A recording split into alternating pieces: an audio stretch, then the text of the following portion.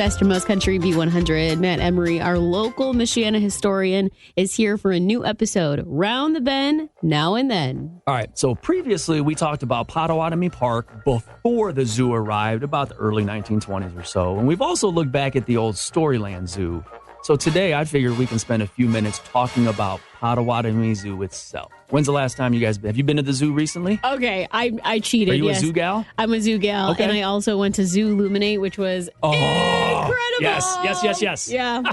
So the zoo today is an absolute gem. Yeah. I mean, for families, for our community, a zoo that size, it's an absolute gem. It wasn't always the classy zoo that we know today. So I brought along a few old South Bend Tribune newspaper articles that I think does a great job of showing how much the zoo has changed over the years. Yes. For the podcast, I actually recently interviewed the executive director of the zoo, Josh Sisk, and did the same type of thing with him just to get his gut reaction. Mm-hmm. Instead of having him share like some history about the zoo, I figured that we could read some real history and just get the executive zoo director's gut reaction. It was funny. The old school Yelp reviews. Yeah, true. Yeah, that's it. Yeah. It was funny. Those of you who want to listen to the podcast, Round the Bend Now and Then, wherever you get your podcasts. At that time, 60, 70 years ago, it was a simple city park zoo built largely through donated animals from local residents, only a handful of exhibits, and it was more focused on just displaying the animals, and it really wasn't focused on conservation and education. And visitors had much closer access to the animals because there was no perimeter fence around the zoo. It was free to enter. You could literally walk up from the street and head straight to an animal enclosure. My goodness. My dad grew up close by. My parents did. And literally they'll tell you, you just, when you're hanging out at Potawatomi Park for a picnic and whatnot, you just walk up to an animal exhibit. Look, here's a monkey. Yeah. I didn't finish my sandwich. Here, give it to the lions. Yeah. And that is literally what happened a lot was the animals got messed with and the cages got tinkered with and everything. Yeah. So this article is from August of 1931. Zoo receives raccoon, but once more. If you spy any raccoons in your front yard or walking down the sidewalk, catch them. Raccoons are splendid exhibits for the Potawatomi Park Zoo. This was the word passed out by W.W. Walker, superintendent of the parks today. And it went on to talk about how police officers were out patrolling and they found a raccoon and brought it to the zoo. The article wraps it up by saying the tiny white striped animal is the third given to Potawatomi Zoo this year and increases the total number in captivity to 8. Wow. Let's go see the raccoons, guys. Yeah. Another article from February of 1944. It's a picture of a 14-year-old kid walking a bear on a leash.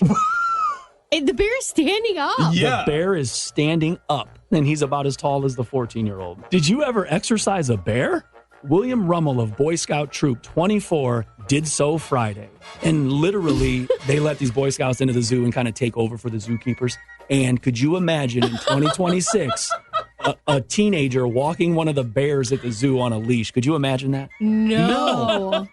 Somebody would be going to jail. It was just way different. And so when you're walking around the zoo today, just remember that. You could have walked a bear on a leash. I could have been having a red panda at home. Reed, you mentioned about the animal enclosures. People were throwing cigarettes to the monkeys. People would at night get in there and try to let animals out. There was the great peacock escape of 1962 also. 8 newspaper articles about it. Sure. Because the first one was 5 peacocks fly the coop. And then the next day was 1 of 5 peacocks is back at the zoo. 3 peacocks back at the zoo. And then boys save peacock from tree. And there were 3 brothers rescued a peacock from 25 feet above the ground in River Park. And they returned it to the zoo. So all the peacocks got returned. And now when you go, you see Prince just walking around as if he owns the place. Yes. It's his zoo. Yes, exactly. So peacocks really have been in charge the whole time. It sounds. I mean, they had the whole community searching for him. They did. And the zookeeper didn't care. Literally, he cared, but he was quoted as saying in one of the articles, "Oh, we're not going to go chasing for them. They'll come back." Could you imagine the zookeeper today just saying, "Oh no, we're not going to go chase them down. They'll come back." That's They'll wild. get tired and come. It's like every parent with a runaway child who just hides in the garage. Oh, they'll be back. They'll be back. They do it every Wednesday. So, just in closing, these old newspaper stories remind us that the Potawatomi Zoo wasn't always the incredible place that it is today.